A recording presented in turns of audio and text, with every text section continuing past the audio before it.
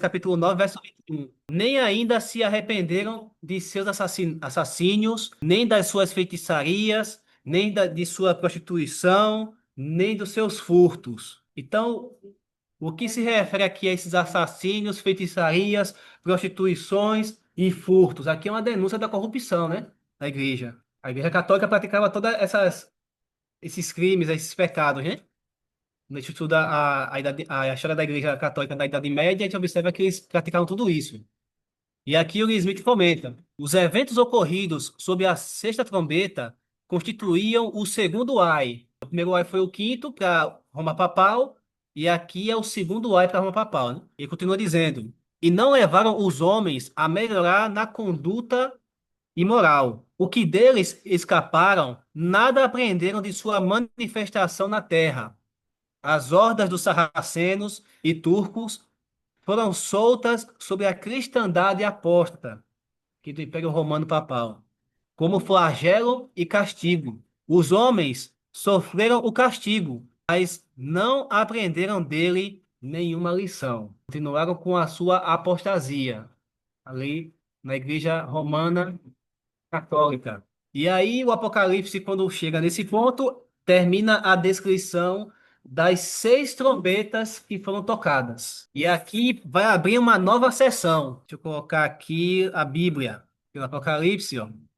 A gente viu aqui o verso 16, falando dos 200 mil, né? Estamos com 200 milhões. Aí foi até o verso 19, que fala que tinha cauda, né? E tinha cabeça, falando do estandarte dos turcos, a bandeira.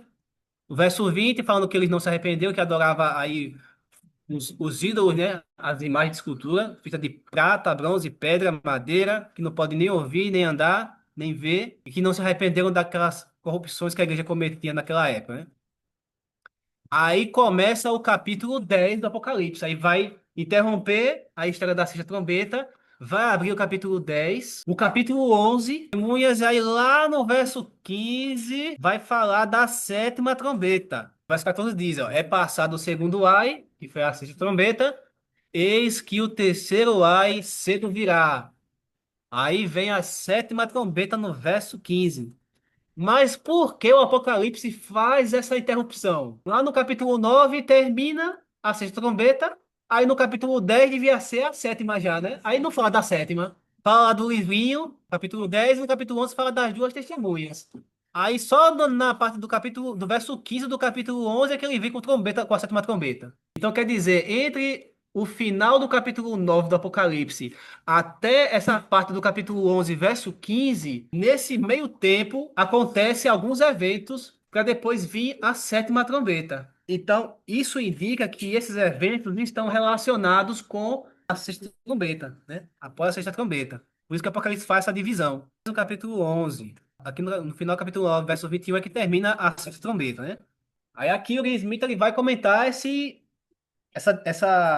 intervalo que tem aqui, né, entre o final do capítulo 9 do Apocalipse, com a sexta trombeta, e a continuação na sétima trombeta, só lá no capítulo 11, verso 15. Aí ele diz aqui no seu livro, Daniel Apocalipse, na página 331. Este capítulo, né, falando aí do capítulo 9, terminou com os acontecimentos da sexta trombeta.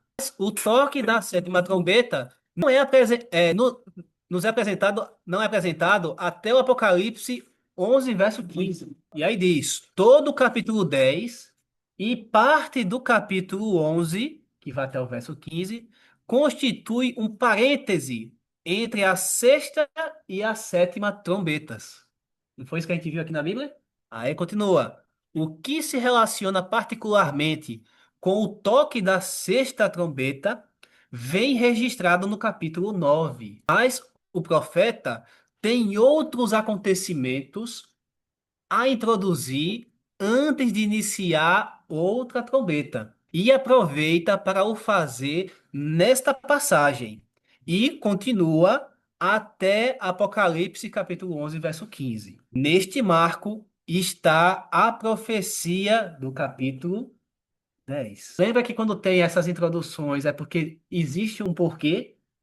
A gente fez a introdução do capítulo 8, né? Falando do início ali das trombetas. Aquela introdução existe um porquê. É para localizar no tempo o cumprimento das trombetas. Aqui, nesse intervalo também, nesse parênteses que é feito, também tem um objetivo aqui, de colocar entre a sexta trombeta e a sétima. O que está acontecendo a descrição do capítulo 10 e uma parte do capítulo 11 entre a sexta e a sétima trombeta, isso significa que esses eventos descritos no capítulo 10 e no começo ou na primeira parte do capítulo 11 acontece após o cumprimento da sexta trombeta, para depois vir a sétima. Por isso que ele está aí nesse meio, né? Entre o final do capítulo 9 e ali até a primeira parte do capítulo 11 do Apocalipse. Então, eu coloquei aqui numa imagem para que os irmãos possam ver a sexta e a sétima trombeta. E aí, dentro desse espaço, é descrito o capítulo 10 e a primeira parte do capítulo 11, que são eventos que acontecem nesse tempo até chegar à sétima trombeta. Então, é como se fosse na linha do tempo a continuação da história da humanidade, né? Então, no Apocalipse capítulo 10, é descrito o quê? É descrito o quê? Apocalipse capítulo 10 fala de que evento? Né? Do livrinho que. E para ele comer, ficava amargo. Isso. Que era doce como mel na sua boca, mas ao chegar no estômago se tornava amargo. Grande desapontamento. Capítulo 10. Não é aqui a profecia do desapontamento, de 1154? Quando foi que se cumpriu mesmo a sexta trombeta? No final daquele período de uma hora, um dia, um mês e um ano, 391 anos e 15 dias. 11 de agosto de 1840. Cumpriu-se a sexta trombeta, aí agora aparece o Apocalipse capítulo 10, que se cumpre em que ano? 4 anos depois, 1844, não é? 22 de outubro de 1844. Na verdade era 23, né? Só que no conflito regia 22, porque ali já fica até a meia-noite, né? No pôr do sol já mudou o dia, né? Saiu do dia 22 para o dia 23, né? Na verdade é o dia 23. E na meia-noite, que é a convenção que o mundo diz que um dia muda, né? Então já é dia 23, né? Que veio o grande desapontamento. Que é a compreensão que eles tinham ali, alguns, né? No movimento. Então, sexta trombeta, 1840. Vem Apocalipse 10, 1844. Então, é uma continuação de eventos, tá observando? Por isso que ela ficou aqui no meio, entre a sexta e a sétima trombeta. Aí, após o capítulo 10, né? Para contextualizar aqui, né? Apocalipse capítulo 10, verso 8 a 9. A voz que eu ouvi, vinda do céu, estava de novo falando comigo e dizendo: Vai, toma o livro que se acha aberto na mão do anjo, em pé sobre o mar e sobre a terra. Fui, pois, ao anjo, dizendo-lhe que me desse o livrinho. Ele então me falou: Toma-o, devora-o. Certamente ele será amargo ao teu estômago, mas na tua boca doce como mel. Cumpriu isso aí, Apocalipse capítulo 10, o grande desapontamento. E na linha profética, logo em seguida, vem o capítulo 11. O capítulo 11 fala de que evento? Fala do juízo, o início do capítulo 11. Quando acontece o juízo do povo de Deus? 1844. Não é o que diz lá o início, ó, capítulo 11, verso 1. E foi-me dada uma cana semelhante a uma vara. E chegou o anjo e disse: Levanta-te e mede o templo de Deus, e o altar, e os que nele adoram. Então, aqui o medir, a gente sabe aqui da profecia que se refere ao juízo do templo de Deus, do povo de Deus. O povo de Deus aqui é julgado, porque a vara, na época dos tempos bíblicos, era uma utilizada para medir, né, para julgar, avaliar alguma coisa, né? E aqui no caso, para julgar o templo de Deus, juízo do povo de Deus. E aí o Will Smith continua falando, ó. Continua aqui a instrução que o anjo começou a dar a João no capítulo precedente. Daí que estes versículos pertencem com razão a esse capítulo e não deviam estar separados da presente divisão, né? Por isso que ele está colocando ali numa sequência de tempo do cumprimento do Apocalipse. Então, aqui vem a sexta trombeta, finaliza no dia 11 de agosto de 1840, com a queda do Império Turco Otomano. A sequência vem o cumprimento do grande desapontamento e do início do juízo do povo de Deus. E aí, quando começa o juízo do povo de Deus, aí depois é que tem que se cumprir a sétima trombeta. E por que tem que se cumprir depois do juízo? Porque lá na sétima trombeta fala-se de juízo. A gente vai ver lá na frente, que é o Apocalipse capítulo 11, verso 15, que vai falar sobre a sétima trombeta. Aqui no capítulo 10 fala, comenta sobre a sétima trombeta, né? Capítulo 10 verso 7. Mas nos dias da voz do sétimo anjo, quando estiver para tocar a trombeta, cumprir-se-á então o mistério de Deus, segundo ele anunciou aos seus servos, os profetas. Então, aí fala do toque da sétima trombeta. Então, o que simboliza essa sétima trombeta?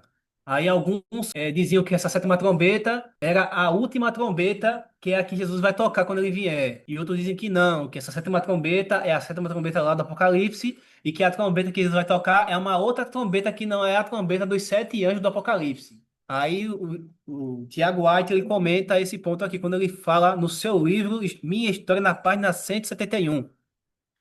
Acreditava-se que o sétimo anjo, o último dos sete anjos com trombetas, era o mesmo que tinha a última trombeta, que despertará os justos mortos. Mas muitos entre os adventistas naquela época estavam adotando uma visão diferente sobre a questão.